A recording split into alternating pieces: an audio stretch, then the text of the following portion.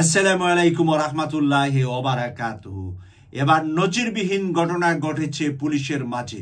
ঢাকা মহানগর police commissioner ক্ষমা চেয়েছেন ঢাকাবাসীর কাছে, জাতির কাছে, বাংলাদেশের মানুষের কাছে।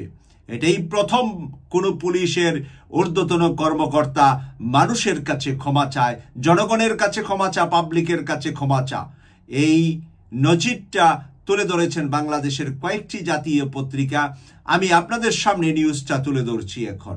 ছাত্র জনতার আন্দোলনে ঢাকা মহানগর পুলিশ পেশাদারিত্বের বাইরে গিয়ে কাজ করেছে বলে মন্তব্য করেছেন ডিএমপি কমিশনার শেখ মোহাম্মদ সাজ্জাদ আলী।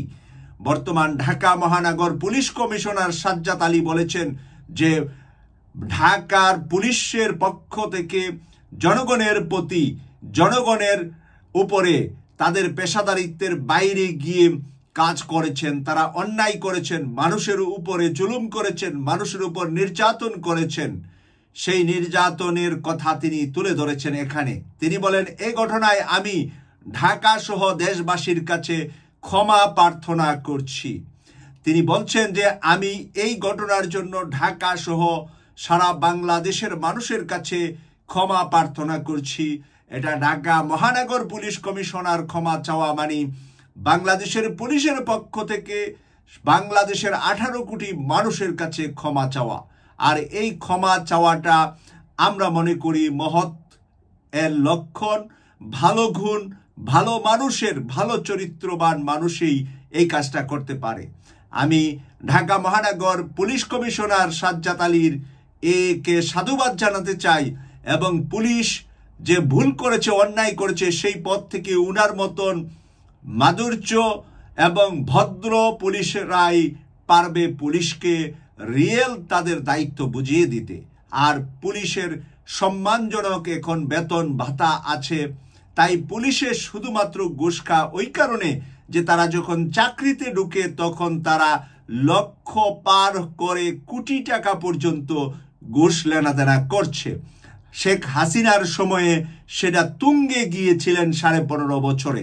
তাই তারা তাদের যে বিনিয়োগ থাকে, যে বিনিয়োগটা তারা করে পুলিশে চাকরি নেই, সেই টাকাটা উদ্ধার করতে গিয়ে তারা হায়না হয়ে যা, অমানুষ হয়ে যা, মানুষের উপর নির্যাতন করে তারা তাদের টাকা ফেরত নেওয়ার জন্য কাজ করে থাকেন।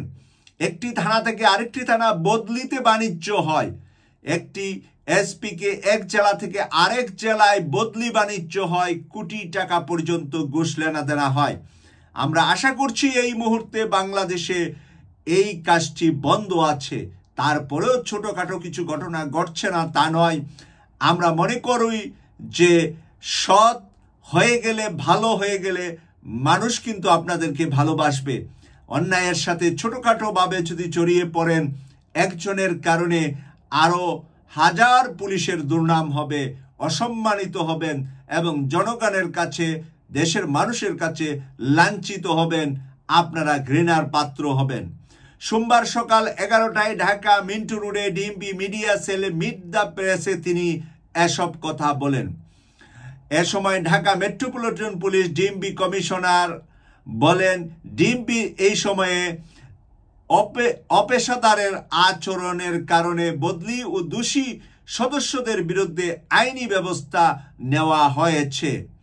তিনি বলেছেন যে দোষী ব্যক্তিদেরকে বদলি এবং আইনি ব্যবস্থা নেওয়া হয়েছে।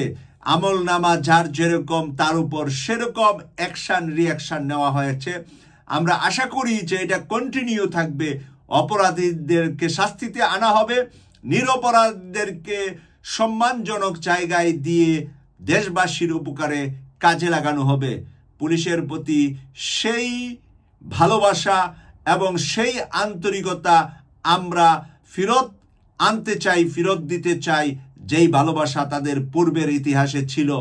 মাঝখানে জঘন্যভাবে যে মানুষের প্রতি জুলুম নির্যাতন করেছে তা মানুষ এত সহজে বলে যেতে পারবে না।